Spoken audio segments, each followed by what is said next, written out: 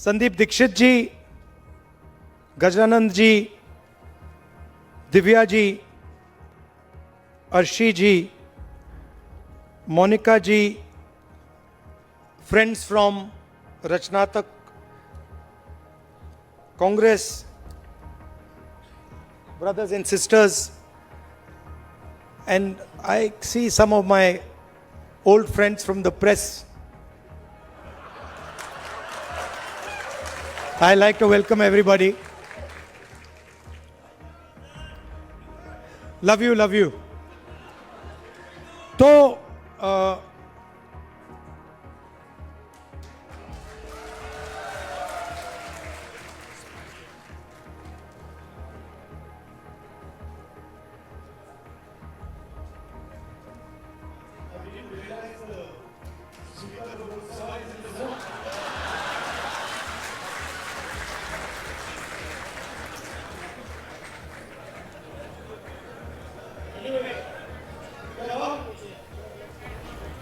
ये जो लड़ाई होगी ये अलग अलग लेवल पे होती है। अभी आपने चार एक्सप्रेशन सुने, अलग अलग पर्सपेक्टिव सुने।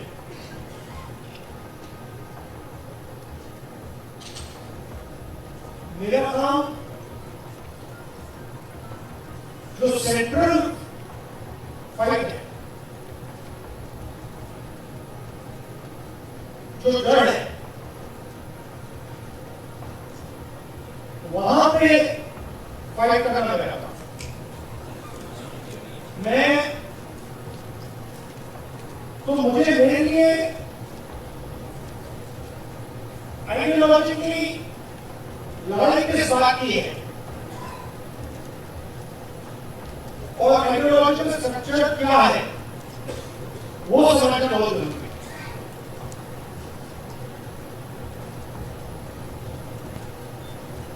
तो लड़ाई किस चीज के बीच होगी आपके बता। अगर आप बिल्कुल फाउंडेशन में ले जाए इससे, मतलब खोलते जाए और बिल्कुल नीचे घाट तक चले जाए, लड़ाई किस चीज की?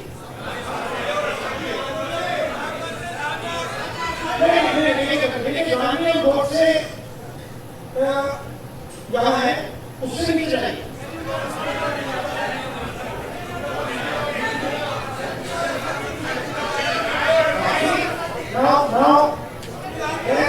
इसमें आपको हजार आंसर मिलेंगे।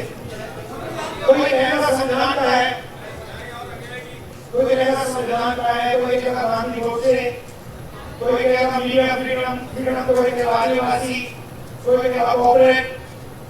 ठीक है, तो इसको हम डिस्टिल कैसे करें?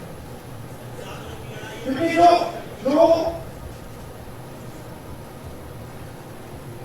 अगर इसको डिस्टिल नहीं करेंगे तो जैसे भी आवाज आनी है वैसे आवाज है। कोई चिल्लाएगा उसको कैंसिल दूसरी आवाज कर देगी। तो आवाज नहीं रहेगी, बट आवाज की लॉजिक नहीं दिखेगी। तो प्लीज दिस वन भैया, it's not coming properly, we can use this one. तो नहीं है, लाइव में नहीं है, लाइव में वो कह रहे हैं कि लाइव में वो नहीं आ रहा। तो नहीं वो बात तो यू वीडियो है ठीक है। नहीं, I am more comfortable there.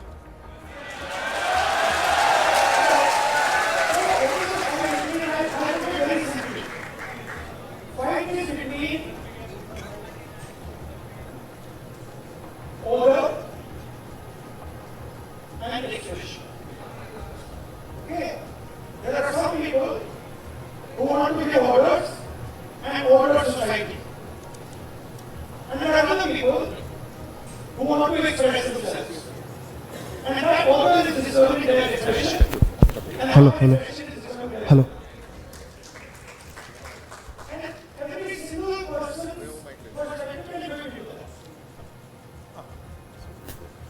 every single person's perspective can fit into that. If you look at what was happening at Jantar Mantar, students want to express themselves. They are in pain and they want to express themselves, and the government says, no, we are going to create order in Jantar Mantar, you cannot express yourselves. Today, a lady came to me whose daughter has been raped and killed in Uttarakhand 4 years ago. She's crying, she's trying to express herself, and the system says, sorry, we're not going to allow you to express yourself because it will create disorder if you express yourself. So, their job and their political philosophy is to impose an order on India, and an order that benefits them and certain other people. And our job is to make India express itself and break that order. It's not complicated. I'll show you. Sandeep, can you give me an order?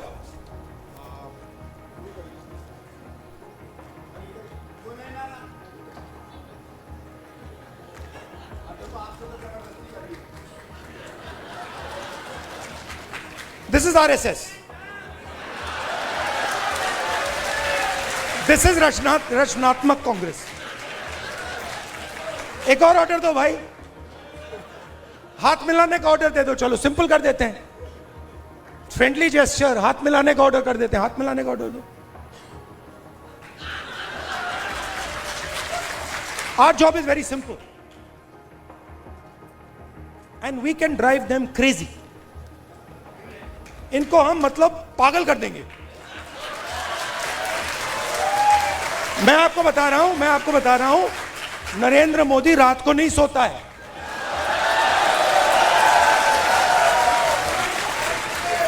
उसके अलग अलग कारण है.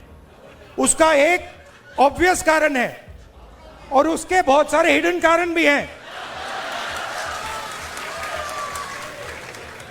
आपने देखा Amit Shah, so called, क्या कहते थे उसको पहले, चाणक्य, और क्या कहते थे, Sardar Patel, तड़ीपार. Where has he disappeared? वो भाग गया. वो 20 दिन के लिए पार्लियामेंट हाउस में नहीं घुस पाया वो. Why? Because for the first time they are feeling India's expression. और अब इनको बात समझ आ गई है कि अब ये देश अपने आप को एक्सप्रेस करने से नहीं रुकने देगा. ये चल रहा है गया, और आपको अपना छोटा सा मतलब आरएसएस का ऑर्डर क्रिएट करना है, क्रिएट कर दो, उठा के तोड़ के फेंक देगा. ये उसका एक तरीका है, मोहब्बत की दुकान है. वही बेसिकली वही कह रहा हूं. वो कह रहे हैं, देखिए, आइए संदीप, फिर से आपको डिस्टर्ब करता हूं. अब आप मुझे एक ऑर्डर दीजिए. हाँ, नहीं, आप एक ऑर्डर दे, एक ऑर्डर दे दीजिए मुझे, कोई भी ऑर्डर. ये क्यों किया मैंने? एक ही कारण है, क्योंकि मैं डर गया. अगर मैं ऑर्डर से डर गया, ऑर्डर देने वाले से डर गया, तो मैं अपने एक्सप्रेशन को बंद कर दूं. अगर नहीं डरा, क्यों मैं बंद नहीं करूंगा. मैं अंदर अपने एक्सप्रेशन को मतलब अंदर से गाली दूंगा कि भैया मुझे मतलब ये अच्छा नहीं लग रहा है. But that is an expression of fear. That is cowardice. And frankly, I must tell you, a lot of people in India, and this is something that has disturbed me, a lot of people in India have been behaving like cowards. So many people. They've been behaving like cowards against this cowardly force. Now I can understand if you are fighting the British Empire and suddenly you say, I'm feeling a bit scared. But you're fighting a bunch of jokers. How can you feel scared? You're literally, please understand, you're literally fighting a bunch of jokers. clowns, right, who have no idea about our philosophy, no idea about our history, right? They're a bunch of clowns. Now, I couldn't say this. I can naturally say this about my friends in the RSS. It's obvious to me. In fact, it's obvious to most people that these people have no understanding of India. Right? Why? Because somebody who cannot connect with India as it is today cannot understand India. To understand India, you can't understand India 3,000 years ago. You have to understand it today, right now. And to understand it today, the only way to understand it today is if you understand its expression. These people, please watch them. Please watch them. I'll show you. Bhaiya, 3-4 of you come here. Aaiye, abhi aaiye. Just come. Just stand like this. Just stand next to him. Just stand next to him. Just come. Stand here. Now do that RSS salute. That one, how do you do it? Just do it. Just do it. Just do the RSS salute. See, they're not taking the order. Right? But this is what that structure looks like. This is what the RSS looks like mentally, conceptually. Now let me show you the Congress. Let me show you. No, they are now, suddenly they became the Congress. See? So these people, what have they done? What is the magic trick? The RSS has been utilized, has been captured and been utilized by large capital. Okay? Please understand, large capital, Mr. Ambani, Mr. Adani, these guys have captured the RSS. The RSS ceased to exist long ago. What was the RSS? The RSS was the expression of the small Indian businessman. Goldsmith, jeweler, Banya, that was the RSS. That died. It's gone. Today the RSS is an instrument of Mr. Adani. That's all it is. And they stand there with their lathis and all making a fool of themselves. Hindi में बोलूं, मेरा कहना है RSS क्या था?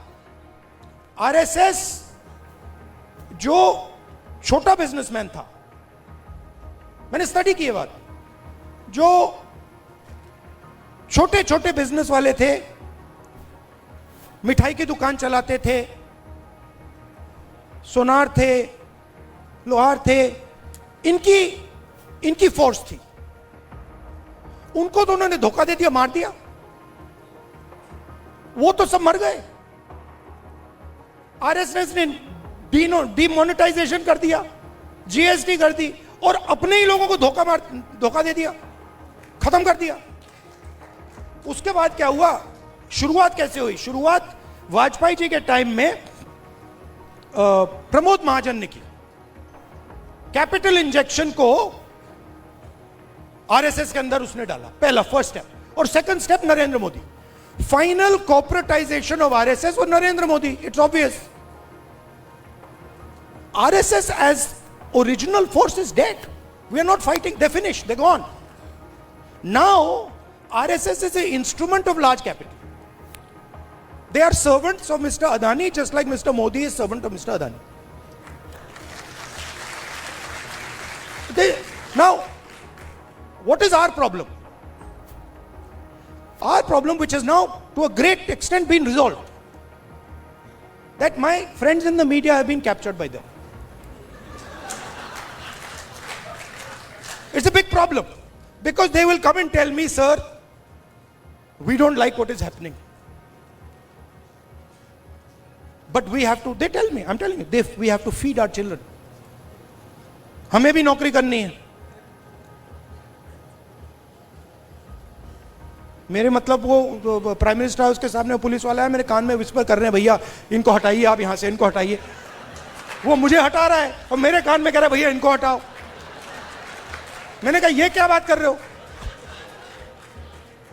नहीं, हमारी नौकरी है, हमें काम करना है. अंडरस्टैंड. इनका भी एक्सप्रेशन मैं समझता हूं कि आपको अपने बच्चों की स्कूलिंग करानी है, फ्यूचर बनाना है, but there is also something known as national spirit. What is national spirit? National spirit is we are not going to allow a bunch of clowns to create order over us. Have you ever seen the Prime Minister have a conversation like this? Have you ever wondered? आपने कभी सोचा है कि प्रधानमंत्री press conference क्यों नहीं करते हैं?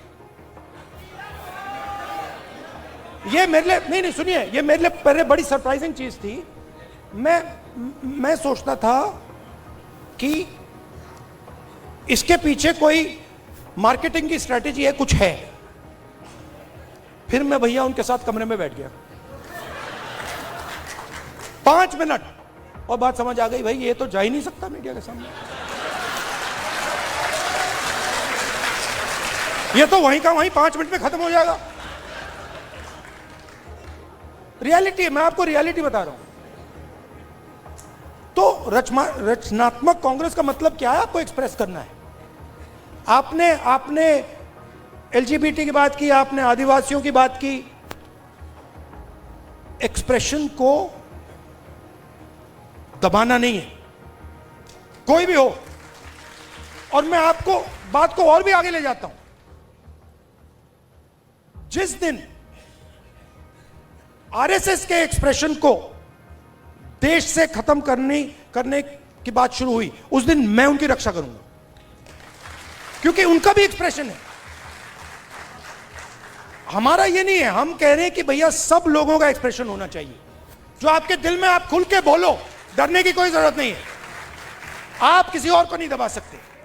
आप ये नहीं कह सकते कि भैया देखो आप सिख हो तो आप गुरु नानक की बात नहीं कर सकते, आप मुसलमान हो तो आप अल्लाह की बात नहीं कर सकते, आप जैन हो तो आप महावीर जी की बात नहीं कर सकते, आप हिंदू हो तो आप शिव की बात नहीं कर सकते. नहीं, जिसको जो बात करनी है, जो भी जिसके भी दिल में है, उसको बोलना चाहिए. उसके बाद देखेंगे. बात अच्छी नहीं लगी तो फिर कहेंगे उससे कि भैया देखो ये आपने जो बोला है ना, ये इसने मूड खराब कर दिया, इसको आप दूसरे तरीके से, पहले बोलेंगे इसको आप दूसरे तरीके से बोलिए, प्यार से बोलिए. तो जब देश में एक्सप्रेशन बाहर निकलेगा तो देश की ऊर्जा, देश की जो स्ट्रेंथ है वो पूरी दुनिया को दिखाई देगी. ये क्या कर रहे हैं? ये देश पर एक्सप्रेशन को मार रहे हैं. और आप बिलीव नहीं कर सकते इनके साथ हुआ क्या. मतलब आप इमेजिन नहीं कर सकते हुआ क्या इनके साथ. ये गए, आई एक्सप्लेन. ये गए, संदीप आना जरा. ये इनका पता नहीं कहां से इनके दिमाग में घुस गया. अब अजीब चीजें घुस जाती है, बट इनके माइंड में घुस गया कि foreign policy is this.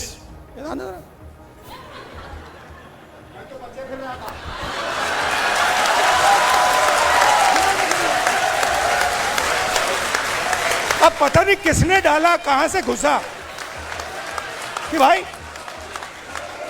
Foreign policy का मतलब imagine the ignorance. Foreign policy. एक चीज पूछ सकता हूं? हाँ. मेलनी समझ के तो नहीं पकड़ा था? I have not reached there yet. But पता नहीं कहां से घुस गया कि फॉरेन पॉलिसी का मतलब नेताओं से गले लगना. मैं छोटा था, मैं आपको पता नहीं अंदर की बात है, बोलनी चाहिए नहीं बोलनी चाहिए, मां गुस्सा हो जाएंगी शायद, बट ठीक है मैं बोल देता हूं, फिर आप संभालना उनको. तो मैं छोटा था, हम अमेरिका गए. एक्सप्रेशन की बात हो रही है तो कह देता हूं, हम अमेरिका गए. मैं आपको ये बात इसलिए बता रहा हूं कि लीडर क्या होता है, मैं ये समझाने की कोशिश कर रहा हूं. तो हम अमेरिका गए. मैं 12 साल का था। प्रियंका, मैं, मेरी मां, दादी प्राइम मिनिस्टर थी। गले मिलने की बात हो रही है ना। तो स्टेट डिनर था, ऑफिशियल डिनर था। तो दादी और मां ऑफिशियल डिनर पे गए, हम बच्चे थे तो हमें मतलब छोड़ दिया घर। हम खेल रहे थे। 2-3 घंटे बाद दादी वापस आई और दादी कहती हैं कि सोनिया, इन अमेरिकनों ने ना मुझे बिल्कुल बेवकूफ समझ रखा है। तो मां कहती है, मां दादी को मम्मी कहती थी, तो मां कहती है मम्मी व्हाई। और मेरी दादी कहती है तुमने नोटिस नहीं किया कि जिस रंग की मेरी साड़ी थी उसी रंग का ड्रेस नैन्सी रेगन पहनी थी। मतलब आप अपने दोस्त के घर नहीं जा रहे हो, इस काम में हिंदुस्तान का प्राइम मिनिस्टर दोस्ती नहीं करता है। उसको दोस्ती से कोई इंटरेस्ट नहीं है, उसको अपने देश की रक्षा करने का काम करता है। अब इनके दिमाग में पता नहीं कहां से घुस गया कि ये मेरे दोस्त हैं। वो गले लगने लग गए। थोड़ी देर बाद हो जाता है कि भैया ये मेरा दोस्त है, गले लग लिए 3 बार, दोस्त होगा। वो पीछे से पकड़ लिया उन्होंने। हाँ, वो 2 मिनट में देखो, ये सोच रहे कि मेरे बड़े फ्रेंड हैं, है ना, ये सोचे मेरे बड़े फ्रेंड हैं, ये मैं अपने आप को इनका फ्रेंड नहीं मानता हूं, तो ये आ रहे गले मिलने, मैं आ रहा हूं गला पकड़ने। और मैं आपको बता रहा हूं, नरेंद्र मोदी को 2 मिनट में लपेट लिया। अब इमेजिन हुआ क्या, इमेजिन हुआ क्या। एक साइड ईरान में युद्ध होता है,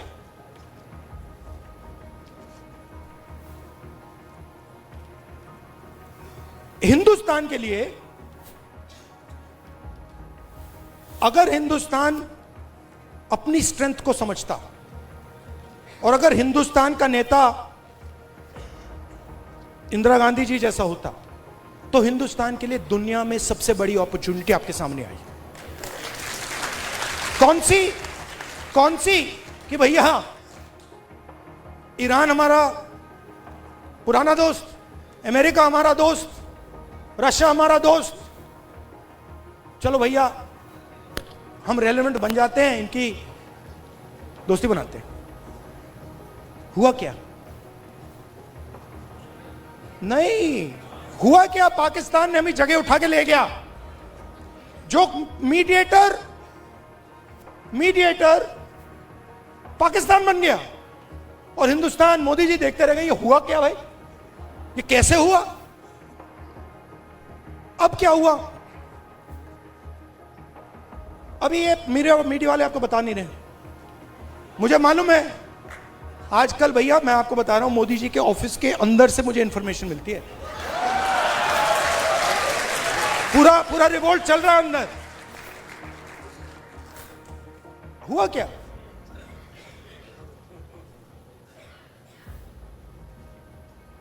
हमारी पेट्रोलिंग एरिया में चाइना ने अरुणाचल में हमें पेट्रोलिंग करने से मना कर दिया कि भैया हाँ ठीक है, वो सब बात ठीक है, ये आपकी जमीन है, मगर आप यहां पेट्रोलिंग नहीं कर सकते। राजनाथ सिंह जी, अमित शाह जी और नरेंद्र मोदी जी की हवा निकल गई है। वो क्या कर रहे हैं? ऑपरेशन अभी चल रहा है। सारे मीडिया के एडिटर्स को कॉल कर रहे हैं कि भैया ये बात आप अपने अखबारों में मत डालो, छुपाओ।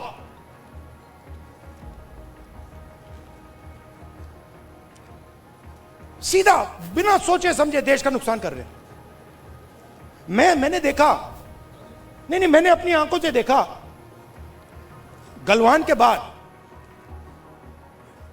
प्रधानमंत्री आए, जूम कॉल थी, प्रधानमंत्री कहते हैं हिंदुस्तान की जमीन का 1 इंच चाइना ने नहीं लिया।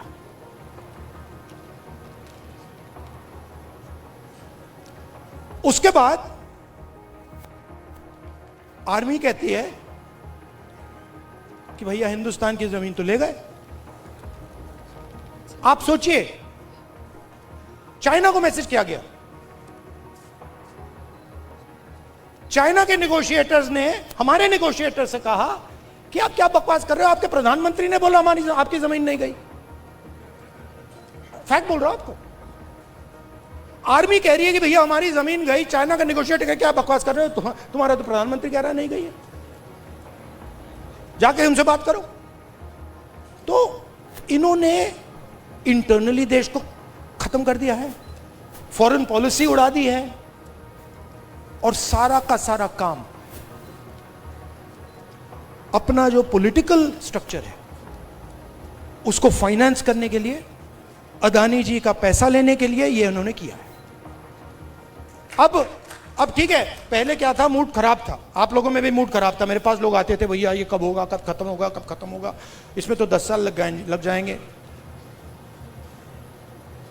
अब तो नहीं बिलीव करते ना, है ना, अब तो हो गया ना। हाँ। क्योंकि अब कांग्रेस पार्टी, ऑपोजिशन, सबका एक्सप्रेशन चालू है, अब नहीं रुकने वाला वो क्या। हाँ, thank you, tata, good bye. और मैं आपको बता रहा हूं, आप लिख लो, जिस दिन तक नरेंद्र मोदी अपना इस्तीफा नहीं देंगे, अमित शाह नहीं हटेगा, उस दिन तक नरेंद्र मोदी और अमित शाह नहीं सो पाएंगे। उनको हम जगा के रखेंगे, पूरी रात जगा के रखेंगे, जब तक वो कोलैप्स करके कहें कि भैया ये हमारी बस की नहीं है, माफ करो, छोड़ दो हमें। और बिना नफरत के, बिना हिंसा के, बिना नफरत के हम हमारी देश की संस्कृति, हमारे देश के कल्चर की लड़ाई लड़ रहे हैं। हमारा देश नफरत का नहीं है, मोहब्बत का है, प्यार का है, भाईचारे का है, अहिंसा का है। ये हम प्रूव करके दिखा देंगे सबको। अब आप सबको, जब आपको ऑर्डर मिले ऊपर से, अच्छा लास्ट बात बताता हूं, ये मैं बात समझा कब, ये ऑर्डर वाली। मैं एक दिन लोकसभा में ना, एक तो प्राइम मिनिस्टर का साइड होता है और एक ऑपोजिशन का होता है, तो एक दिन पता नहीं क्यों मैं उस साइड से जा रहा था ऊपर की ओर, तो वो बैठे हुए थे वहां पे। तो जब मैं वहां से निकला, वो मेरी ओर देख रहे थे सारे के सारे बीजेपी वाले, मैं थोड़ा उनके जानबूझ के थोड़ा ऐसे पास जा रहा था, और मैं वो घूर घूर के देख रहे थे, मैं भी घूर घूर के वापस देख रहा था। तो एक बीजेपी के सांसद ने पता है क्या बोला, मैं सुन लिया, वो मेरे लिए एक्चुअली था नहीं, मगर मेरे कान में घुस गया वो, क्योंकि ओपोनेंट, मतलब ओपोनेंट गुरु होता है हमारे सिस्टम में, हमारी फिलोसॉफिकल सिस्टम में ओपोनेंट गुरु होता है, वो दुश्मन नहीं होता, वो हमें सिखाता है, और उससे हम नफरत नहीं करते हैं, उससे हम प्यार करते हैं, बट हम उसको समझाना चाहते हैं यार तू गलत रास्ते पे चला गया है, प्यार से। तो उसने क्या कहा, उसने कहा पता है, ये जो है ना, मेरे बारे में बोला, ये जो है ना, अपने कॉलीग से बोला, ये जो है ना प्रॉब्लम पता है क्या है। वो बोलता है क्या है, कहता है ये, फिर उसने थोड़ा गंदा शब्द यूज किया, वो मैं नहीं यूज करूंगा, स से, ये किसी खांचे नहीं, ये किसी भी खांचे में नहीं घुसता है, इसको ये कहीं भी नहीं फिट आता है, ये कहीं भी घुस जाता है, अपना करता रहता है। हां, मैं और हम सब किसी खांचे में नहीं घुसने वाले लोग। हमारे पास हजारों खांचे हैं। देखिए मैं आपको बताता हूं, आप सिख हैं, ठीक है, पहला खांचा। दूसरा खांचा, आप बॉलीवुड स्टार जैसे हैं लुक में, दूसरा खांचा। तीसरा खांचा, आप भाई हैं, राइट। चौथा खांचा, आप स्पोर्ट्समैन हो, राइट। हम सब के पास हजारों खांचे हैं, जो चूज करना कर लो, किसी एक खांचे में नहीं फंसना। Love you all, thank you very much, keep fighting.